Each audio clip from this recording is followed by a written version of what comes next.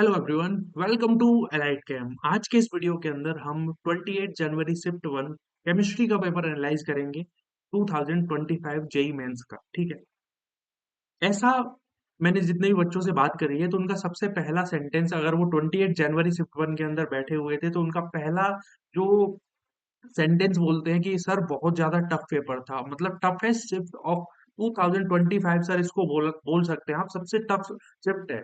इसमें केमिस्ट्री के पेपर में अगर हम आप देखिए साथ में मिलकर हम एनालाइज करेंगे और देखने की कोशिश करेंगे कि क्या लेवल था केमिस्ट्री के पेपर का। ठीक है, आप अगर एग्जाम में बैठते तो उसको कैसे सॉल्व कर सकते थे, कैसे हम अप्रोच लगा सकते थे उस सवाल को करने के लिए। ठीक है, और कहीं न कहीं केमिस्ट्री के पेपर की अगर हम बात करें, क्योंकि मैं केमिस्ट्री का मास्टर हूँ, तो भाई साहब मैं केमिस्ट्री की बात करूँगा पर्टिकुलरली। तो केमिस्ट्री के पेपर की अगर हम बात करें यहाँ पर, तो केमिस्ट्री के पेपर में कुछ क्वेश्चंस आपको डायरेक्टली भी मिल सकते हैं कि आप डायरेक्टली टिक मार दो।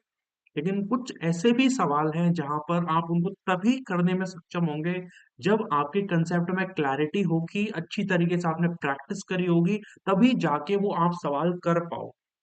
काफ़ी अच्छा पेपर है, मतलब जब ऐसा पेपर मुझे देखने को मिलता है तो मेरे को हमेशा मज़ा आता है कि यार टफ पेपर है थोड़ा-सा, जब सोचने में। अब एज़ अ स्टूडेंट हम बात करते हैं तो क्या होता है कि थोड़ा-सा हमको डर भी लगता है कि ये सर इसका आंसर क्या होगा? ये तो टफेस्ट शिफ्ट है। लेकिन ये आपके लिए एक अच्छा अपॉर्च्युनिटी है, क्योंकि अगर आप जैसे 99 परसेंटाइल की बात करोगे तो कम मार्क्स में भी आपको मिल जाएगी कंपैरेबली। जैसे दूसरी शिफ्ट की हम बात करें तो वहाँ पे थोड़ा-सा अ, आपको ज़्यादा हाथ-पैर मारने पड़ेंगे। यहाँ पर आप, अगर आपने ढंग से अच्छे से अटेम्प्ट कर दिया तो 25 क्वेश्चन में से अगर आपने 15 क्वेश्चन के आसपास भी अच्छी तरीके से कर दिए हैं, 15 क्वेश्चन मान लेते हैं कि आपने 18 क्वेश्चन या फिर 17 क्वेश्चन करे हैं, उनमें से आपके 14 क्वेश्चन सही हैं, तो मैं मानूंगा कि भाई आपका अच्छा स्कोर है केमिस्ट्री के अंदर, अगर आप 28 जनवरी शिफ्ट 1 के अंदर उपस्थित थे। यहाँ पर आपको सॉल्यूशन और एनालाइज मिलने वाला है। और अगर आप वीडियो में पहली बार आए हैं तो प्लीज चैनल को सब्सक्राइब कर लीजिए, ताकि ऐसे ही और वीडियोस, ऐसे ही और एनालिसिस आपके सामने जल्दी से जल्दी पहुंच पाए। स्टार्ट करते हैं केमिस्ट्री के पेपर का सॉल्यूशन भी। अगर आप एग्जाम के अंदर उपस्थित नहीं थे, एग्जाम बाद में आप दोगे 2026 या फिर 27 वाला, तो पेन कॉपी आप निकाल के रख लीजिए ताकि हम अच्छी तरीके से इसको सॉल्व कर पाए। तो स्टार्ट करते हैं केमिस्ट्री का पेपर। ठीक है, चलिए शुरू करते हैं आज का ये lecture. What is the rate of reaction for releasing CO2 with aqueous NaHCO3 among the following. देखिए हमको क्या क्या चीजें यहाँ पर गिवन है। हमको यहाँ पर ये जो पर्टिकुलर चीज है इसको हम क्या कहते हैं, this is known as picric acid. ये क्या है? Benzoic acid. अब ये सवाल मैं आपको बोलूं ना कि अगर आपकी थोड़ी तैयारी में उतनी धार नहीं है, ठीक है, तो ये सवाल आपसे गलत हो सकता है। इस सवाल के अंदर आपको देखिए सिंपल जो नॉलेज तो होनी ही चाहिए कि NaCO3 जब कार्बोक्सिलिक एसिड के साथ में रिएक्शन करता है तो वो क्या करता है। ठीक है, CO2 गैस निकालता है। लेकिन यहाँ पे सबसे फास्टेस्ट रिएक्शन कहाँ पर होगी? ठीक है, तो वो आपको तभी पता लग पाएगा जब आपके कंसेप्ट में क्लैरिटी होगी। कंसेप्ट में क्लैरिटी तो होनी ही चाहिए, आपको NaCO3 की COOH या फिर पिक्रिक एसिड के साथ में रिएक्शन तो आनी ही चाहिए। इसके अलावा आपको ऑर्थो इफेक्ट के बारे में भी जानकारी होनी चाहिए, क्योंकि आपको पता है देखिए, जब हम पिक्रिक एसिड की बात करते हैं और जब हम बेंजोइक एसिड की बात करते हैं, किसका एसिडिक नेचर ज्यादा होता है? पिक्रिक एसिड का। ठीक है, बेंजोइक एसिड इतना एसिडिक हो जाता है कि भाई ये बेंजोइक एसिड को भी पीछे छोड़ देता है। ठीक है, तो सबसे फास्टेस्ट रिएक्शन जब देगा तो वो पिक्रिक एसिड यानी 1 देगा।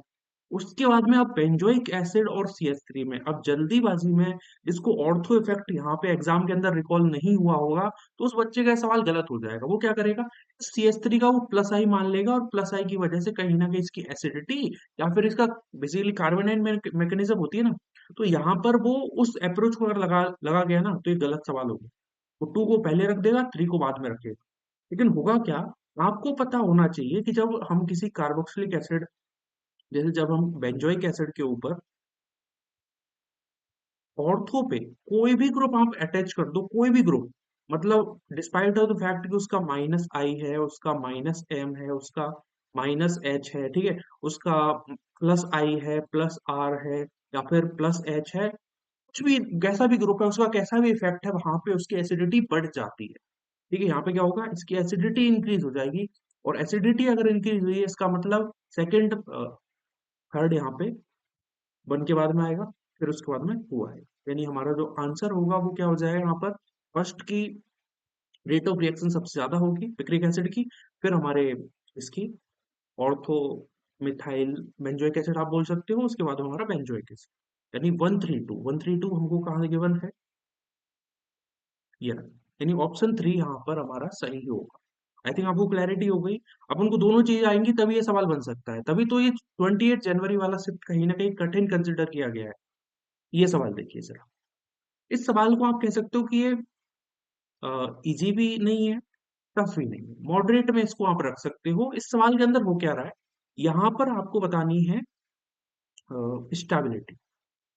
इस पर्टिकुलर कार्बोकेटाइन के अंदर हम स्टेबिलिटी कैसे देखते हैं, देखिए जब भी स्टेबिलिटी ऑफ कार्बोकेटाइन की बात करी जाती है, उसमें एरोमेटिक कार्बोकेटाइन, जो यहाँ पे एरोमेटिक कार्बोकेटाइन है ना, 6 पाई इसके अंदर इलेक्ट्रॉन है, प्रोपाइलियम कार्बोकेटाइन इसका नाम है, तो ये सबसे ज्यादा यहाँ पर स्टेबिलिटी रखेगा। मतलब अगर मैं इंक्रीजिंग ऑर्डर की बात कर रहा हूँ तो फर्स्ट की सबसे ज्यादा होगी, फिर हम बात करें सबसे कम किसकी होगी, सबसे कम हो जाएगी फोर्थ वाले की। क्यों? क्योंकि यहाँ पर इसके 2 प्लस आई वाले ग्रुप लगे हुए हैं, ठीक है, उससे भी काफी अच्छी स्टेबिलिटी आती है, बट 2 फिनाइल ग्रुप के कंपैरिजन में नहीं आ पाई। और यहाँ पर 3 फिनाइल ग्रुप है, तो जो कार्बोकेटाइन है उसको इलेक्ट्रॉन डेंसिटी 3 फिनाइल ग्रुप से मिलेगी, यहाँ पर केवल 2 फिनाइल ग्रुप से मिलेगी। यानी सबसे कम अगर मैं स्टेबिलिटी की बात करूंगा तो वो फोर्थ ग्रुप होगा, उसके बाद में हमारा थर्ड ग्रुप हो जाएगा, और उसके लास्ट में, मतलब सेकंड लास्ट में हमारा सेकंड हो जाएगा। यानी फोर्थ, फिर third, then first, then sorry fourth के बाद में third, then second and then first. यानी ऑप्शन सेकंड यहाँ पर सही होगा हमारा। समझ में आया? ठीक है, चलते हैं अगले क्वेश्चन की तरफ। इन द गिवन रिएक्शन, यहाँ पर हम क्या कर रहे हैं, क्लोरोबेंजीन है, उसकी रिएक्शन हमने KOH के साथ में कराई इन high temperature high pressure. Normal condition में जो क्लोरोबेंजीन होती है उस पर न्यूक्लियोफिलिक अटैक नहीं हो पाता है, लेकिन हम जब हाई टेम्परेचर हाई प्रेशर पर रिएक्शन कराते हैं और OH minus as a nucleophile use करा जाता है तो वो रिएक्शन कर जाता है। और इस केस में क्या बनेगा, तो इस रिएक्शन को जरा हम यहाँ पे देख लेते हैं। ठीक है,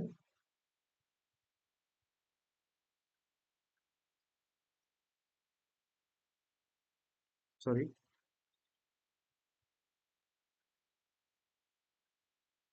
हाँ हाँ, तो यहाँ पर होगा क्या, हमारे पास में क्लोरोबेंजीन है, क्लोरोबेंजीन सबसे पहले क्या करेगी, क्यूएच के साथ में रिएक्शन करेगी और बना लेगी फिनॉल। ठीक है, यहाँ पर कुछ इस प्रकार से फिनॉल का फॉर्मेशन हो जाएगा। अगली कंडीशन में हम क्या कर रहे हैं, यहाँ पर CO2 और H प्लस की प्रेजेंस अपन ने ले ली, तो तुमको याद आनी चाहिए, बहुत ही एक फेमस रिएक्शन है कॉल्वे रिएक्शन।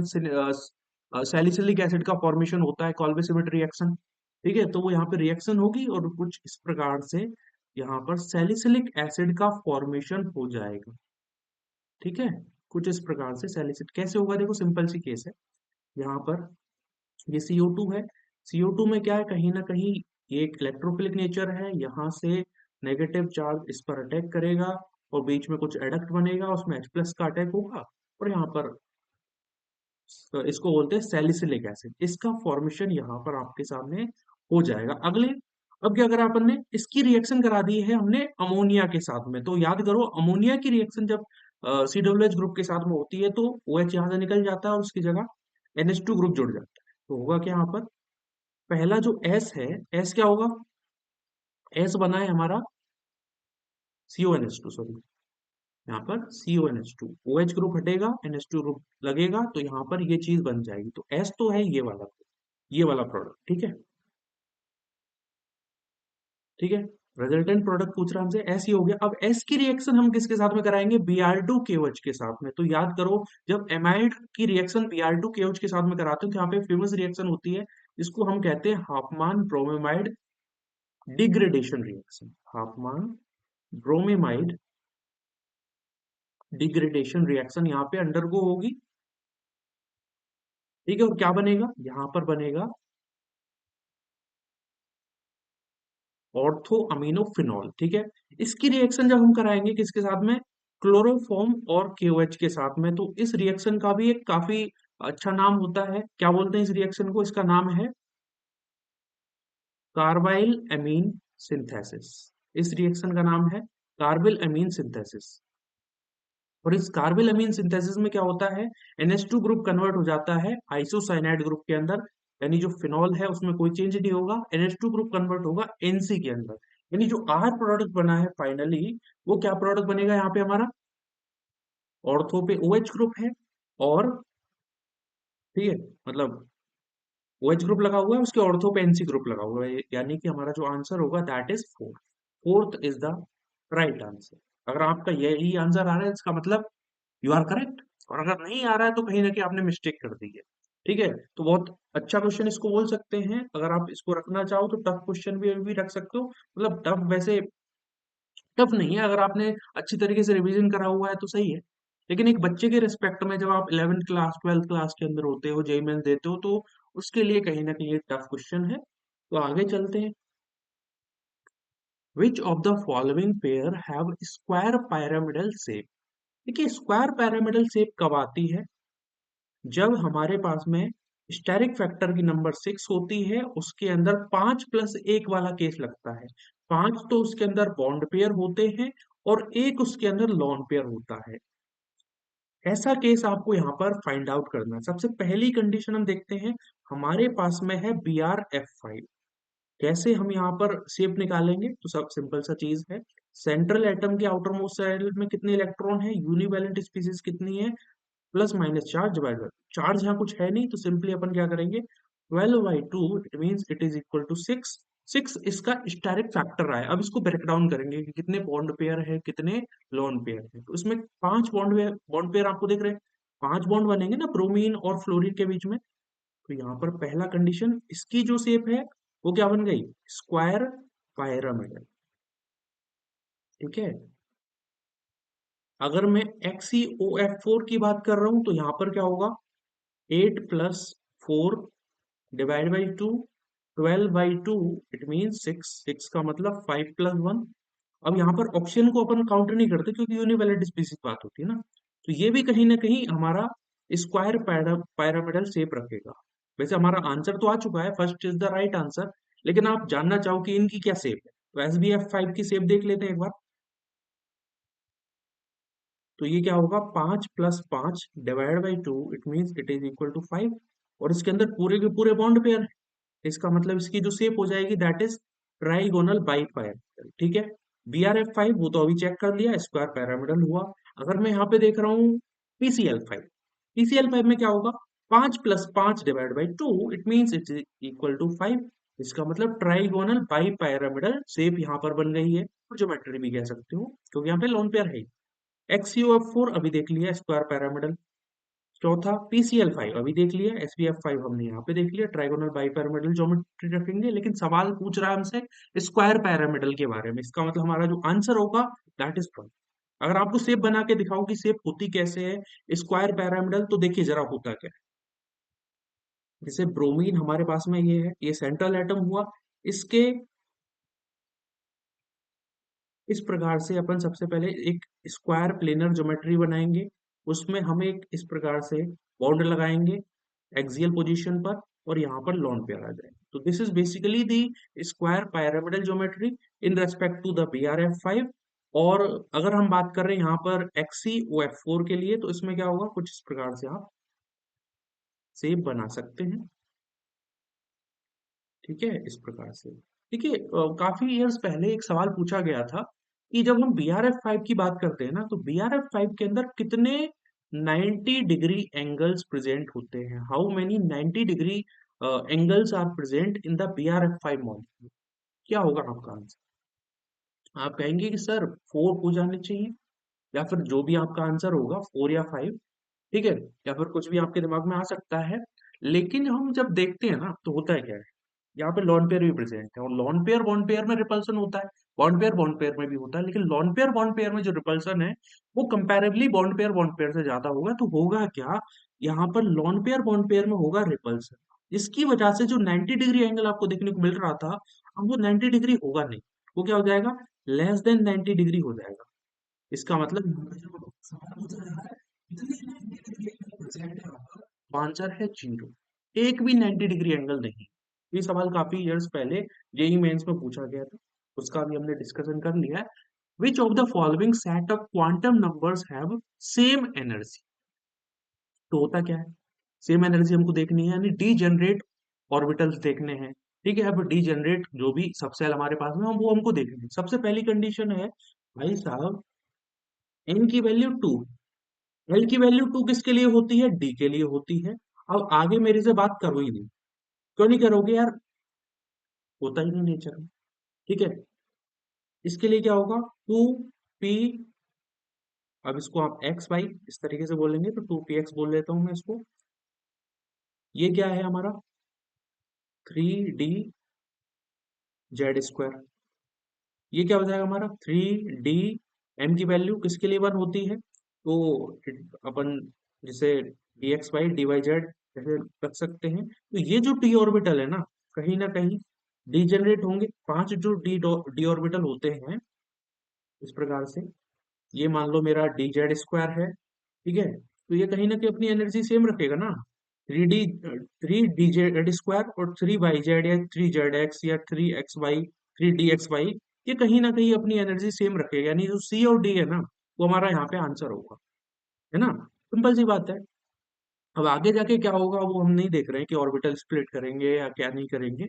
उनको नॉर्मल कंडीशन में अपन को सेम एनर्जी वाले डी ऑर्बिटल्स या फिर ऑर्बिटल्स को फाइंड आउट करना था, तो जो कि हम लोगों ने कर लिया। तो ये काफी इजी सवाल है, इसको अपन इजी में ही रखेंगे।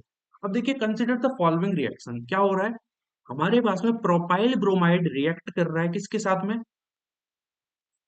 एजीसीएन के साथ में। मैं इधर लिख देता हूँ अगर आपको दिख नहीं रहा है, बेसिकली C3H7Br है, ये रिएक्ट कर रहा है एक बार एजीसीएन के साथ। ठीक है, एक बार ये रिएक्शन कर रहा है AgNO2 के साथ में। अब मुझे बताओ, तुमको एक बेसिक सी अंडरस्टैंडिंग ये होगी, CN और NO2 दोनों के दोनों एम्बिडेंटेड लिगेंड है। दूसरी चीज, ये कहीं ना कहीं एक अपन बोलेंगे कि ये कोवलेंट बॉन्डिंग होती है इनके अंदर। ठीक है, आयनिक बॉन्डिंग नहीं है, कोवलेंट बॉन्डिंग है। और कोवलेंट बॉन्डिंग के केस में जो इलेक्ट्रॉन डोनेट करने का केस आएगा, बेसिकली यहाँ पे बनेगा दोनों केस में AgBr, यहाँ पे को प्रोडक्ट AgBr बनेगा, यहाँ पर भी AgBr बनेगा, लेकिन यहाँ पर NO2 माइनस है, Cn माइनस है। और हमको ये पता है Cn माइनस जो होता है वो, या फिर Cn और Nc, ये एम्बिडेंटेड लिगेंड है। एम्बिडेंटेड लिगेंड क्या होता है, जिसके अंदर दो डोनर एटम प्रेजेंट होते हैं, लेकिन एक टाइम पे एक ही अटैक कर सकता है। कोवलेंट के केस में कौन अटैक करता है, तो नाइट्रोजन अटैक करता है। इसका मतलब यहाँ पे बनेगा C3H7Nc, और यहाँ पर सिंपल सा केस है, NO2 में नाइट्रोजन ही अटैक कर रहा हो तो NO2 बनेगा, C3H7NO2 यहाँ पर जुड़ जाएगा। तो उसके अकॉर्डिंग देख लो कौन सा हमारा सही आंसर है, C3H7 या फिर CH3CH2NO2 एंड NC, मतलब option third is the right answer. यहाँ पे जो सही आंसर होगा दैट इज ऑप्शन सी। अगला सवाल देखते हैं, बहुत इजी सा सवाल है। H2O2 converted into H2O plus O2, वो क्या रहा है यहाँ पर, ऑक्सीजन यहाँ पर -1 ऑक्सीडेशन स्टेट में है, -1 से वो -2 में गया है, -1 से वो 0 में गया है। कैसी रिएक्शन होगी है, बोलो, डिस्प्रोपोर्शनेशन रिएक्शन। इसका मतलब क्यू हो गया। NaH कन्वर्टेड इंटू Na+H2, तो ये होगी हमारी डीकम्पोजिशन रिएक्शन। देखो, इसको डिस्प्लेसमेंट हम बोल नहीं सकते, कंबसन ये है नहीं, तो बची क्या, डीकम्पोजिशन, यानी सी में क्या है, ये कंबसन रिएक्शन है, दुनिया भर को पता है, मतलब पी आ गया। डी में क्या होगा, ये डिस्प्लेसमेंट रिएक्शन है, एस हो गया, यानी ए का क्यू, पी का आर, सी का पी, डी का एस, यानी option third is the right answer. ये सवाल कहाँ से पूछा गया है, you can consider it from redox reaction. ठीक है, पहला सवाल ये भी इजी सवाल है भाई। Question number 8, among the following the incorrect order of atomic radius. देखो, सिंपल सिंपल सी चीज है। अगर मैं बात कर रहा हूँ, बोरोन यहाँ पर है, एल्यूमिनियम यहाँ पर है, ठीक है, इसके इधर साइड में यहाँ मैग्नीशियम होता है। और अगर मैं यहाँ पे जाऊंगा, बोरोन, कार्बन, नाइट्रोजन, ऑक्सीजन और फ्लोरीन। देखो, अगर मैं कंपैरिजन करूंगा बोरोन और फ्लोरीन के अंदर, तो फ्लोरीन की साइज बोरोन से कम है, ये बात तो क्लियर है। लेकिन मुझे ये बताओ, क्या बोरोन की साइज एल्यूमिनियम से ज्यादा हो सकती है, और एल्यूमिनियम की साइज मैग्नीशियम से ज्यादा हो सकती है, नहीं हो सकती है। अरे सिंपल सी बात है, जब हम ग्रुप में अप टू डाउन जाते हैं तो साइज बढ़ती है, बोरोन की साइज एल्यूमिनियम से ज्यादा नहीं हो सकती। एल्यूमिनियम की साइज बोरोन से ज्यादा है, और मैग्नीशियम की साइज एल्यूमिनियम से ज्यादा होगी, क्योंकि लेफ्ट टू राइट अपन जब जाते हैं तो एटॉमिक साइज डिक्रीज होती है, इधर इंक्रीज होती है साइज। तो जो हमारा जो पूरा का पूरा कंसेप्ट था उसका रायता बना के रख दिया इधर, इसका मतलब ये तो गलत आंसर हो गया, मतलब अपन को इनकरेक्ट ही ढूंढना था ना। तो इसका मतलब ऑप्शन वन यहाँ पे करेक्ट होगा, बाकी जितने भी आप चीज देखोगे तो कहीं ना कहीं वो सही है। एल्यूमिनियम की साइज बोरोन से ज्यादा है, फिर बोरोन की साइज नाइट्रोजन, क्योंकि इधर से इधर चलेंगे ना, तो उसकी साइज बोरोन की सबसे ज्यादा होगी, फिर नाइट्रोजन की फ्लोरीन से ज्यादा होगी, तो दैट इज करेक्ट। ठीक है, magnesium aluminium B O group, N की वैल्यू ज्यादा है मैग्नीशियम एल्यूमिनियम में, और मैग्नीशियम से ज्यादा होगी एल्यूमिनियम की, और फिर अपना बेरिलियम और ऑक्सीजन आ गया। ऑक्सीजन की देखो, ऑक्सीजन इधर है और हमारा बेरिलियम है वो सेकंड ग्रुप का एलिमेंट है, ऑक्सीजन यहाँ पे आ रहा है, तो कहीं ना कहीं इधर से इधर जब जाओगे तो साइज घटेगी या बढ़ेगी? घटेगी, बेरिलियम और बोरो ऑक्सीजन में। मेरी ऑप्शन बन इज द राइट आंसर। चलते हैं अगले क्वेश्चन की तरफ। अगला क्वेश्चन देखो बहुत ही अच्छा क्वेश्चन, कोई नहीं कह सकता कि इजी सवाल है। ऐसा सवाल दूसरी शिफ्ट में नहीं पूछा गया। ठीक है, तो अब यहाँ पर तुमको करना क्या है, एक प्रोडक्ट दे रखा है, क्या दे रखा है, प्रोडक्ट दे रखा है, प्रोडक्ट से तुमको फाइंड आउट करना है कि इसका इनिशियल सब्सटेंस या इनिशियल सब्सट्रेट क्या था। केमिस्ट्री की भाषा में या फिर ऑर्गेनिक केमिस्ट्री की भाषा में इसको हम बोलते हैं डिस्कनेक्शन अप्रोच या फिर रेट्रोसिंथेसिस। जब आगे तुम कभी केमिस्ट्री पढ़ोगे या फिर कोई आगे अपनी केमिकल इंजीनियरिंग, उसके बाद में एमटेक करोगे, उसके बाद में पीएचडी वगैरह करते हैं, तो पीएचडी में जब रिसर्च होती है तो हम प्रोडक्ट से फाइंड आउट करने की कोशिश करते हैं रिएक्टेंट को, और उस प्रोसेस को बोला जाता है डिस्कनेक्शन अप्रोच या फिर रेट्रोसिंथेसिस। तो यहाँ पर हमसे जो सवाल है वो चाहता है हम रेट्रोसिंथेसिस करें। अब रेट्रोसिंथेसिस करने के कुछ अप्रोचेस होती हैं, कीमोसिंथेसिस होता है। ठीक है, हम तोड़ के देखते हैं कंपाउंड को, ठीक है, कि यहाँ पे ये इससे ये चीज बनती है, पूरे पूरी बुक होती है इसके ऊपर रेट्रोसिंथेसिस। इतनी बुक हमको यूज नहीं करनी, हम नॉर्मल नॉर्मल चीजें यूज करेंगे और इधर से इधर जाने की कोशिश कर रहे होंगे। ठीक है, तो सबसे पहली चीज है, ये जो प्रोडक्ट है किस चीज से बना है? It is the product of aldol condensation. अब मुझे बताओ, जब हम एल्डोल कंडेंसेशन करते हैं तो उसके अंदर क्या क्या होता है? देखो, पहले स्टेप में हम बीटा हाइड्रोक्सी कार्बोनिल कंपाउंड बनाते हैं, अगले स्टेप में जब उसको हीट करते हैं डिहाइड्रेशन होता है, और फाइनली एल्कीन बन जाती है, या फिर हम कहते हैं alpha beta unsaturated carbonyl compound बनता है। तो मैं ये कह सकता हूँ क्या, कि यहाँ पर ये जो प्रोडक्ट दे रखा है, पहले तो इससे क्या करो, बॉन्ड को तोड़ो, और एक तरफ हाइड्रोजन लग जाएगा, एक तरफ OH ग्रुप लग जाएगा। मतलब इससे एल्डोल कंडेंसेशन का जो एल्डोल से बीच में प्रोडक्ट बनता है ना, हाइड्रोक्सी प्रोडक्ट, वो ये वाला होगा। अब मुझे बताओ, जब एल्डोल कंडेंसेशन होता है तो उसके अंदर क्या होता है? अपन बेस यूज करते हैं, उस बेस से एक जो कार्बोनिल कंपाउंड है उससे H+ निकलता है, कार्बोनाइन बनता है, वो कार्बोनाइन अटैक करता है दूसरे कार्बोनिल के इलेक्ट्रोफिलिक कार्बन पे। अब मुझे बताओ, ये हमारा कैसा है, कीटोन है, और ये कहीं ना कहीं हमारा एल्डिहाइड हो जाएगा, क्योंकि हमारे पास में जो प्रोडक्ट है, मैं मान के चल रहा हूँ क्योंकि ये एल्डिहाइड है, क्योंकि इससे दूसरा कोई ग्रुप जुड़ा ही नहीं है, तो ये एल्डिहाइड ही होगा।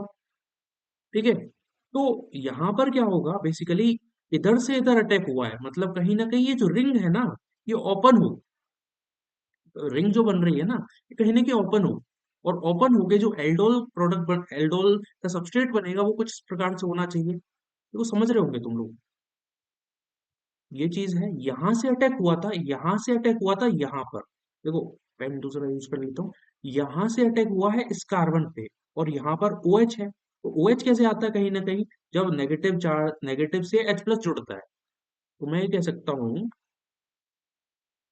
ये चीज, ये चीज, और यहाँ पर होगा डबल बॉन्ड O, और इधर है H। कुछ इस प्रकार की कंडीशन रही होगी, तो मैंने सी तो बना लिया है। अब सी किस चीज से बन सकता है, तुमको वो सोच के चलना है।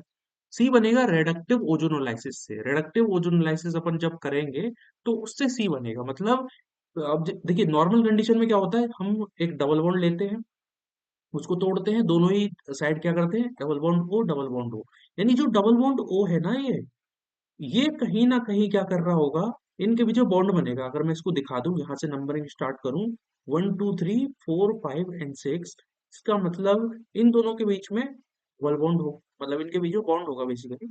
और डबल बॉन्ड भी होगा। ठीक है, ये हुआ, यहाँ डबल बॉन्ड आया, यहाँ CH3 आया, ये मैंने बना लिया है बी।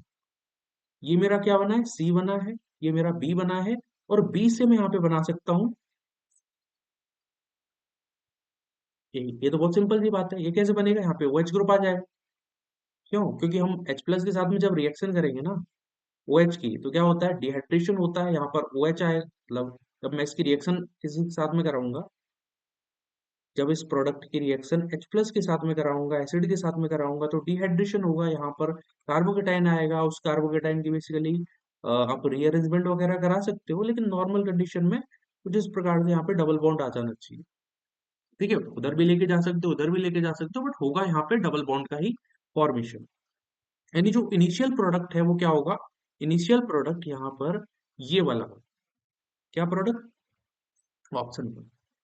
ठीक है, अब इसको जस्टिफाई आप कर सकते हो कि आपने अब दोबारा से बना के देख सकते हो उसको, कि हमारे पास में ये प्रोडक्ट था, उसकी हमने कंसंट्रेट H2SO4 हीट के साथ में रिएक्शन करी, हमारे पास में एल्कीन का फॉर्मेशन हुआ, उस एल्कीन का हमने रिडक्टिव ओजोनोलाइसिस किया। रिडक्टिव ओजोनोलाइसिस, ठीक है, एक होता है ऑक्सीडेटिव ओजोनोलाइसिस और एक होता है रिडक्टिव ओजोनोलाइसिस। ठीक है, दोनों में डिफरेंस है। रिडक्टिव ओजोनोलाइसिस में क्या होता है, हमारे पास में जो एल्डिहाइड बना है वो एल्डिहाइड ही रहेगा, लेकिन अगर मैं ऑक्सीडेटिव ओजोनोलाइसिस करता तो वहां पे जो एल्डिहाइड बना है वो COOH के अंदर कन्वर्ट हो जाता, लेकिन यहाँ पे तो रिडक्टिव है, तो उसके अकॉर्डिंग हमने कर दिया।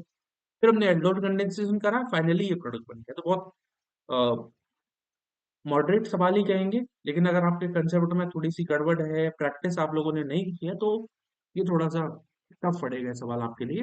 वैसे ये मॉडरेट सवाल। अगला क्वेश्चन देखते हैं। हमारे पास में ऑप्शन, हमारे पास में सबस्ट्रेट 1 है और सबस्ट्रेट 2 है, या फिर हम कह सकते हैं मॉलिक्यूल है, तो एक मॉलिक्यूल 1 है, एक मॉलिक्यूल 2 है। Compound 2 shows faster alkaline compared to 1। ठीक है, compound 2 shows faster alkaline hydrolysis। जब हम इसका हाइड्रोलाइसिस करेंगे, H2O के साथ में रिएक्शन करेंगे, तो कौन सा प्रोडक्ट यहाँ पे फास्टर हाइड्रोलाइसिस करेगा? मुझे नहीं लगता कि सेकंड करेगा, फर्स्ट ही करना चाहिए, क्योंकि यहाँ पे क्या होगा, इस प्रकार से अटैक होगा, नेबरिंग ग्रुप का पार्टिसिपेशन होगा, रिंग का फॉर्मेशन इस प्रकार से होगा। सबसे पहले तो जो पहला प्रोडक्ट है इसमें क्या होगा, ये नाइट्रोजन है, 1 2 3, 3 मेंबर्ड रिंग इस प्रकार से बनेगी। पहले तो इस पर पॉजिटिव चार्ज आएगा, यहाँ पर इथाइल है, इधर भी इथाइल है, फिर इसका आप जब हाइड्रोलाइसिस आप कर रहे होगे, तो उसके अकॉर्डिंग अटैक हो जाएगा। H2O जो है वो क्या करेगा, यहाँ पर कार्बोकेटाइन बना, तो इस प्रकार से अटैक होगा। तो फास्टर जो अटैक है वो कहीं ना कहीं 1 के अंदर ही होना चाहिए। ठीक है, और दूसरा ऑप्शन तो कहीं ना कहीं सही है, क्योंकि नेबरिंग ग्रुप का पार्टिसिपेशन होता ही है। इसका मतलब दोनों ही ऑप्शन करेक्ट है मेरे अकॉर्डिंग। ऑप्शन 1 एंड ऑप्शन 2 दोनों ही करेक्ट है, स्टेटमेंट 1 और स्टेटमेंट 2 दोनों ही करेक्ट है, तो 3 हो जाएगा। चलिए अगले क्वेश्चन की तरफ चलते हैं।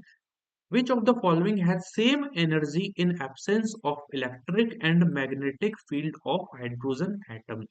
जब हम हाइड्रोजन एटम लेते हैं तो हाइड्रोजन एटम के लिए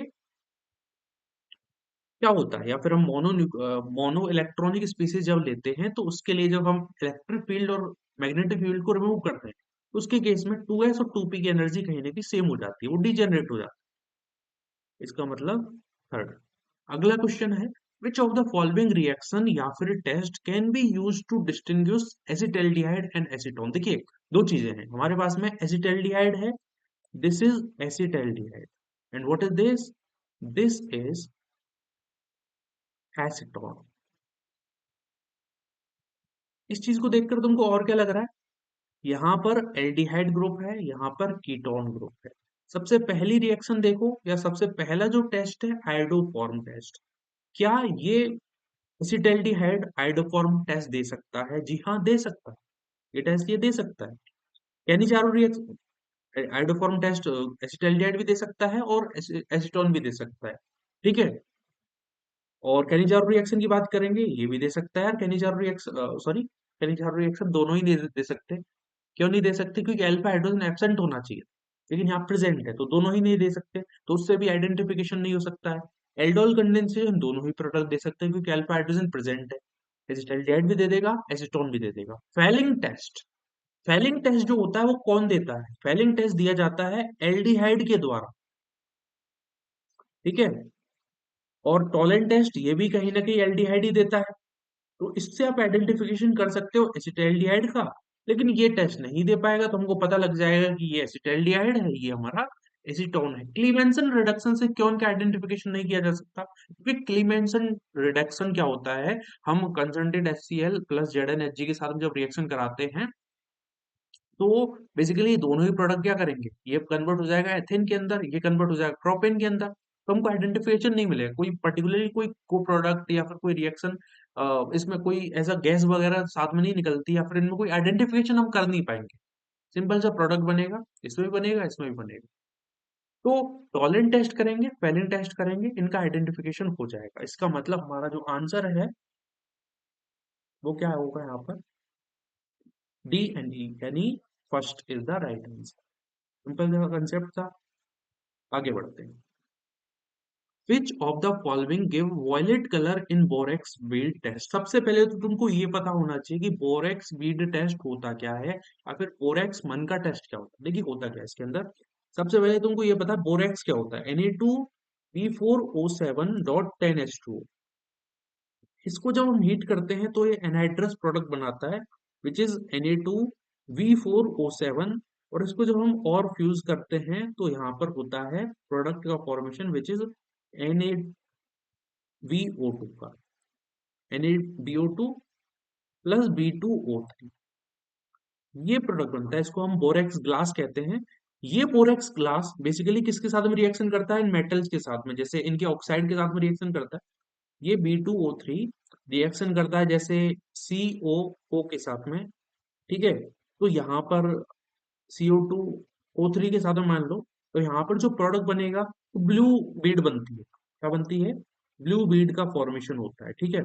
हम अगर बात करते हैं जैसे Fe, अगर मैं B2O3 की रिएक्शन FeO के साथ में कराऊंगा तो वहां पर ब्राउन, येलोइश ब्राउन बीड का फॉर्मेशन होता है। मैं बोल सकता हूँ उसको ब्राउन बीड का फॉर्मेशन होता है, ठीक है। अगर मैं जैसे यहाँ पे रिएक्शन कराऊंगा क्रोमियम की, तो वो क्रोमियम कहीं ना कहीं ग्रीन बनाएगा। जब मैं B2O3 इसके क्रोमियम के ऑक्साइड के साथ में जब रिएक्शन कराऊंगा, तो वो क्या करेगा, ग्रीन बीड का फॉर्मेशन होगा। बेसिकली अपन को कलर देखेगा छोटा सा मन का दिखेगा, वो ग्रीन कलर का होगा। लेकिन जब हम रिएक्शन कराते हैं इसकी B2O3 प्लस MnO के साथ में, तो वहां पर फॉर्मेशन होता है वॉयलेट कलर बीड का, वॉयलेट बीड का फॉर्मेशन होता है। यानी हमारा जो आंसर है वो क्या हो जाएगा, सेकंड हो जाएगा। तो this is the concept behind this particular question. समझ में आया? बहुत आसान सा चीज था। बट ये सवाल आप कह सकते हो कि थोड़ा सा थ्योरेटिकल टाइप का है। लेकिन ऑर्गेनिक मतलब इनऑर्गेनिक केमिस्ट्री है, तो थ्योरेटिकल भी चीजें भी चलती हैं, कुछ कंसेप्ट भी चलते हैं, तो हमको ध्यान रखना चाहिए। मतलब ये सवाल मॉडरेट में ही आप रखोगे, अगर आपको आता है तो हो जाएगा, नहीं आता है तो आगे बढ़ो, ठीक है। अब होता है कि यहाँ पर स्टेटमेंट वन दे रखा है हमको, for titration of oxalic acid. Oxalic acid क्या होता है? दिस इज ऑक्जेलिक एसिड, ठीक है। जब हम ऑक्जेलिक एसिड की टाइट्रेशन कराते हैं केमिनोफोर के साथ में, warming of acid solution is required in case of ferrous ammonium sulphate. सही बात है, ठीक है, काफी फेमस रिएक्शन है। अपन रिएक्शन जब कराते हैं ऑक्जेलिक एसिड की, ठीक है, किसके साथ में अपन कराएंगे, इसकी फेरस अमोनियम सल्फेट या फिर मोर सॉल्ट इसको बोला जाता है, ठीक है। तो कन्वर्जन होता है बेसिकली Fe2 कन्वर्ट होता है Fe3 प्लस के अंदर, ठीक है। और MnO4 माइनस कन्वर्ट होता है Mn2 प्लस के अंदर। तो ये रिएक्शन होती है। होता क्या है, ऑक्जेलिक एसिड एक बहुत ज्यादा, मतलब आप ये नहीं कह सकते कि बहुत फास्ट रिएक्टिंग है।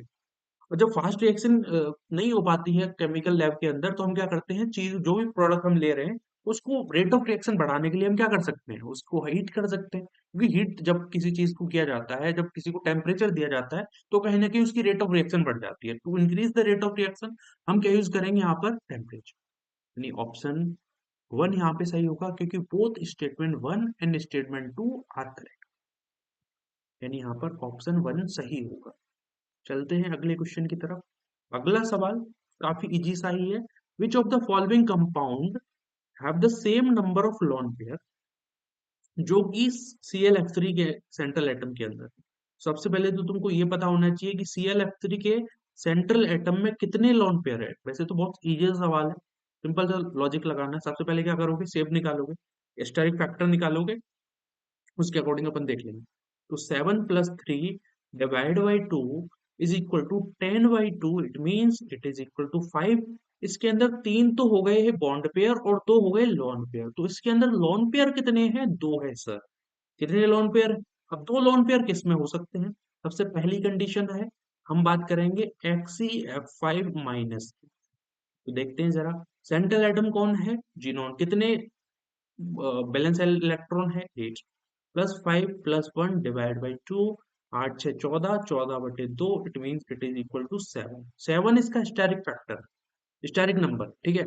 अब इसमें 5 बॉन्ड पेयर है और 2 लोन पेयर हो गए, तो हमारा आंसर तो पहले ही आ गया। यहाँ पे सही आंसर क्या होगा, XeF5 क्या होगा, XeF5। चलिए देख लेते हैं और भी कंफर्म करके समझ के, क्योंकि ओवरऑल इस वीडियो को बनाने के पीछे जो लक्ष्य है वो यही है कि आप चीजों को समझो, सवाल करना समझो। अब XeF2 के अंदर जब मैं निकालना चाहूंगा तो उसमें क्या होगा, 8 + 2 डिवाइड बाई 2। तो यहाँ पर 10/2 वाला कंडीशन लग जाएगा। तो यहाँ पर तो 2 + 3 वाला कंडीशन लगा, 3 लॉन पेयर है इसके अंदर। लॉन पेयर की बात करोगे तो वो 3 है, बॉन्ड पेयर 2 है। शेप इसकी लीनियर। BRF5 तो अभी हमने कुछ देर पहले किया ही था, इसकी शेप होती है स्क्वायर पिरामिडल, लॉन पेयर होता है एक। I3- काफी फेमस एग्जाम्पल है, इसमें क्या होता है, इसको मैं I2- की फॉर्म में लिख सकता हूं। तो क्या हो जाएगा, 7 + 2 + 1 divide by 2 is equal to 10/2, it means it is equal to 2 + 3।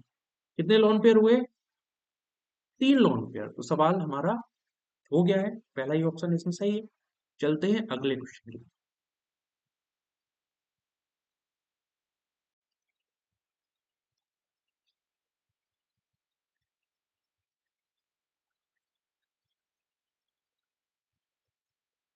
अगला क्वेश्चन करने की कोशिश करते हैं। यहाँ पे सेक्शन बी वाले सवाल जो न्यूमेरिकल आंसर टाइप हैं वो स्टार्ट हो रहे हैं, ठीक है। तो 15 के क्वेश्चन के आसपास मुझे मिले थे।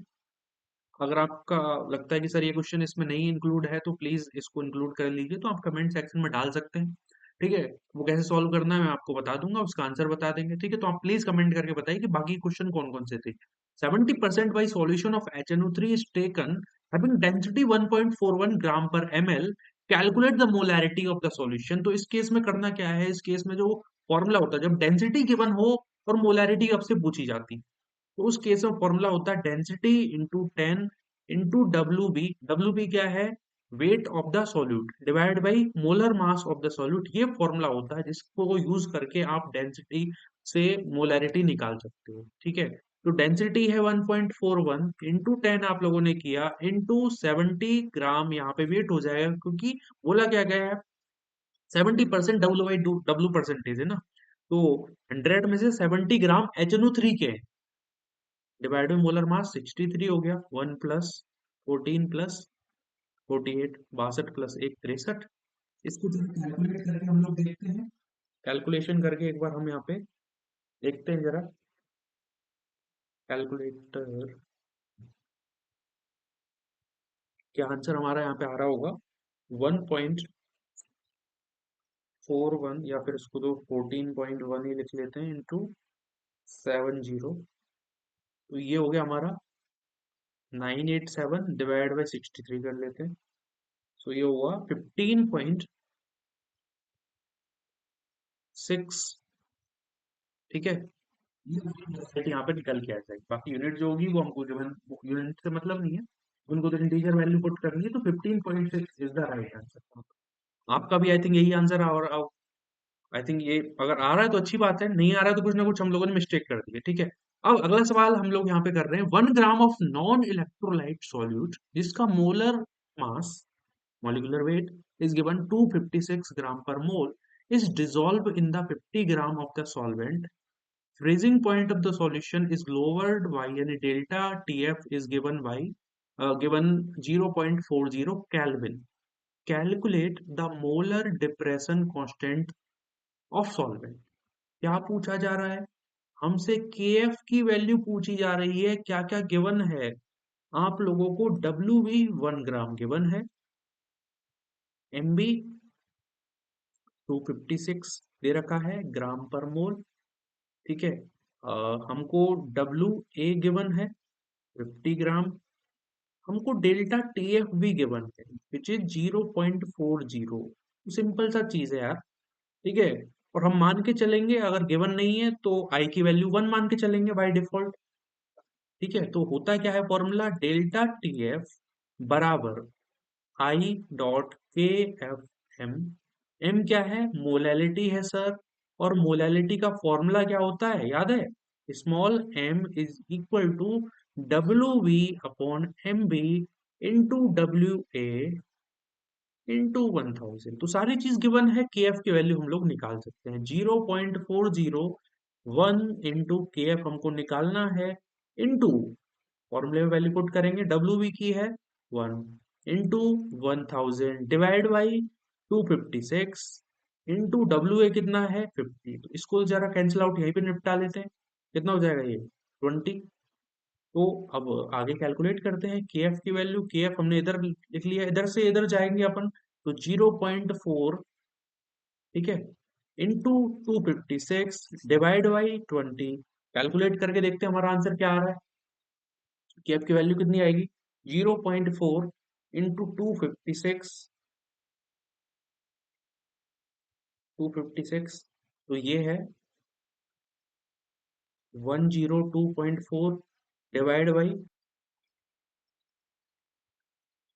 5.12 केल्विन किलोग्राम पर मोल। ये हमारी वैल्यू यहाँ पर आ जाएगी। चलते हैं अगले क्वेश्चन की तरफ। अगला क्वेश्चन हमसे क्या कह रहा है, अगेन ये सवाल हर शिफ्ट में आपको देखने को मिला है, इंपेरिकल फॉर्मूला वाला मोल कंसेप्ट से पूछा क्या जा रहा है, आपको empirical formula of the hydrocarbon बताना है।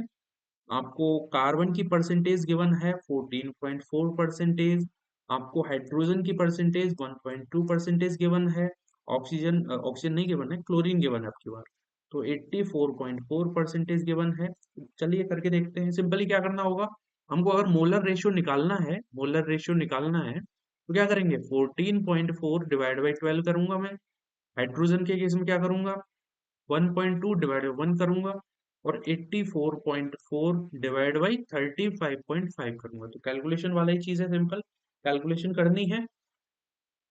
14.4 डिवाइड बाई 12, 1.2 आया है, क्या आया है 1.2, 1.2 इससे आया है। और जब मैं 84.4 डिवाइड बाई 35.5 अगर करूंगा तो दैट इज 3.27, तो हो गया है यहाँ पे। अपन इसको अगेन 1.2 से डिवाइड करेंगे तो ये वैल्यू 1 आएगी, ये वैल्यू 1 आएगी, ये वैल्यू 2 आएगी। ठीक है, तो CH Cl2 टाइप का कुछ फॉर्मूला हमारा बन रहा होगा यहाँ पे। कैसा फॉर्मूला बनेगा, तो CH Cl2 टाइप का अगर फॉर्मूला हमारा यहाँ पे बनता है तो that has to be the right answer. ठीक है, अगला सवाल हम लोग यहाँ पे देख रहे हैं। ठीक है, तो कार्बन की वैल्यू यहाँ पर एक आ गई है, तो एम्पेरिकल फॉर्मूला जो बनेगा CH Cl2 टाइप यहाँ पे बन जाएगा। अगला क्वेश्चन देखते हैं, बहुत सिंपल सवाल है।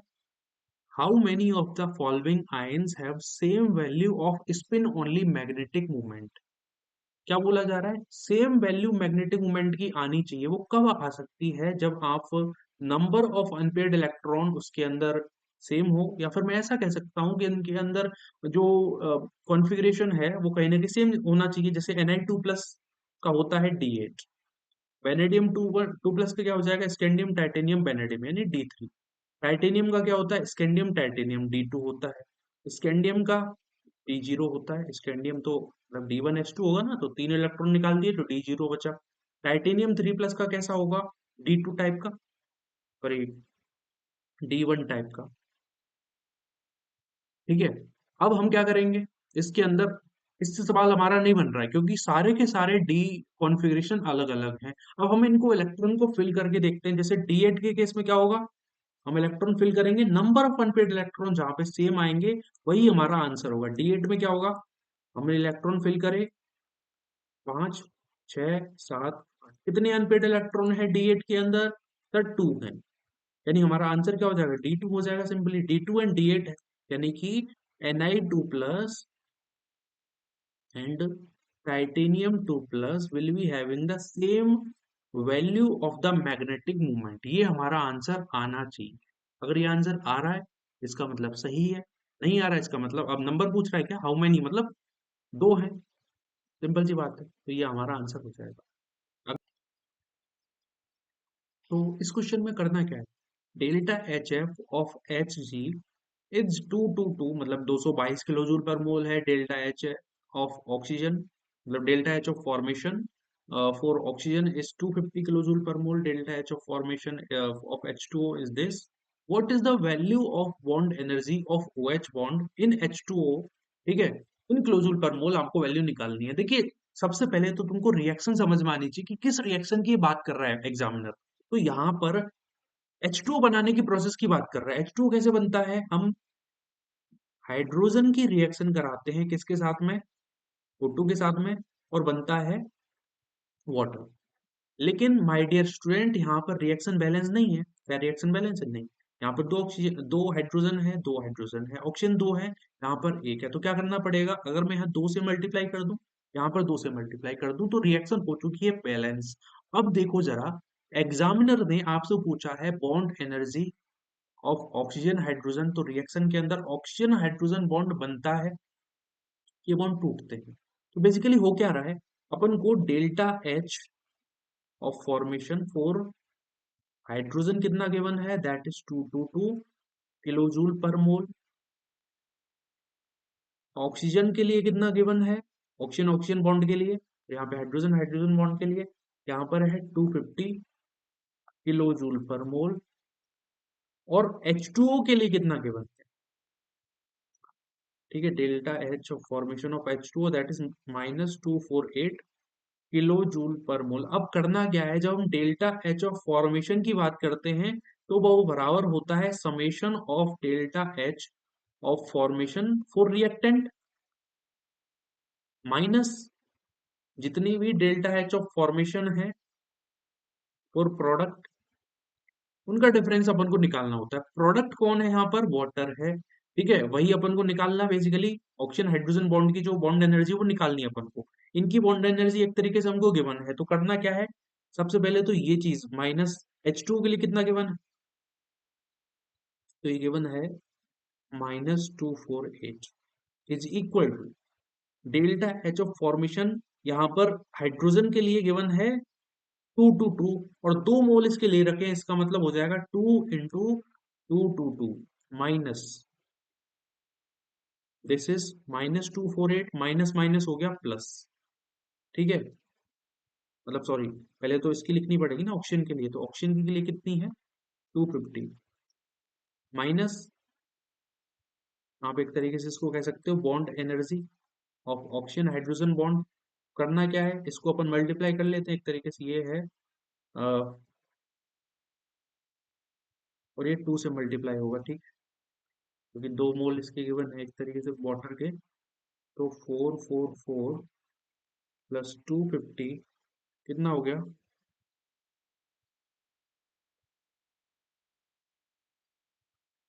कितना हो गया,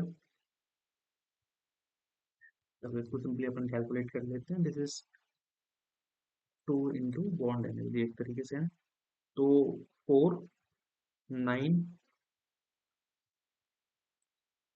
एंड 6, ठीक है, 694 -2 × बॉन्ड एनर्जी, इधर कितना है -2, इधर जाके अपन इसको शिफ्ट करेंगे तो कितना हो जाएगा -248, और इधर जाएगा तो ये भी माइनस का हुआ, तो आपस में जुड़ जाएंगे, कितनी वैल्यू आएगी, इसको जरा अपन काउंट कर लेते हैं, 694 12, 9 × 4 13, और एक 14, और 942 -942 is equal to 2 × bond energy, minus minus cancel out हो गए, तो रिजल्टेंट यहाँ पे क्या निकलेगी, bond energy of oxygen hydrogen bond is equal to 942 divide by 2। It means इसको अपन जब डिवाइड करेंगे कितना होगा, 491 होगा, आई गेस, सॉरी 491 नहीं होगा, 471 होगा, ठीक है, 471 किलोजूल पर मोल यहाँ पे हमारी वैल्यू आ, ठीक है। तो ये था हमारा जेई मेन 2025 28 जनवरी शिफ्ट वन का पेपर, जो हमने यहाँ पर एनालाइज किया है। आई थिंक अपन को समझ में आया होगा। पेपर का अगर हम ओवरऑल लेवल की बात करें ना, काफी अच्छा लेवल है। नॉर्मल दूसरे जो जेई मेंस के जो पेपर थे, उनमें हो क्या रहा था, उनके अंदर जो सवाल था कट टू कट, मतलब अगर आपने एनसीईआरटी अच्छी तरीके से पढ़ ली है, थोड़ा सा तुमको नॉलेज मतलब सुपरफिशियल सवाल पूछे थे, लेकिन इस पेपर को अगर आप देखोगे, ये पेपर में आप अच्छा स्कोर तभी कर सकते हो जब आपकी तैयारी बहुत ही अच्छी है, आप लोगों ने कंसेप्ट अच्छी तरीके से पढ़े हुए हैं और उनको प्रैक्टिस भी उतनी ही अच्छी तरीके से, उतनी एफिशिएंसी से अगर आपने करी है, तभी ये सवाल बन पाएगा। ठीक है? तो ये मैंने यहाँ पे सॉल्व कर लिया है। तो बाकी के जितने भी पेपर थे वो पहले ही मैं अपलोड कर चुका हूँ। यहाँ पर हम लोग अपलोड कर रहे हैं ये वाला पेपर। अगला आने वाला पेपर होगा आपका 28 जनवरी शिफ्ट 2 का, वो भी अपलोड होगा। जितने भी पेपर जई जनवरी अटेम्प्ट में हुए हैं वो सारे मैं यहाँ पे अपलोड करने वाला हूँ। तो प्लीज़ चैनल को सब्सक्राइब कर लिए ताकि वीडियोज़ आपके पास में जल्दी से जल्दी आएँ और आपकी एक तरीके से एग्ज़ाम में अच्छा स्कोर आप करें। That's what I wish to God. भगवान से मेरी यही एक तरीके से विश रहेगी कि आप अच्छा स्कोर करें, जीवन में बहुत अच्छा करें, अच्छी तरीके से मेहनत करें, अच्छा एक मुकाम हासिल करें। So this is about this particular lecture. Thank you.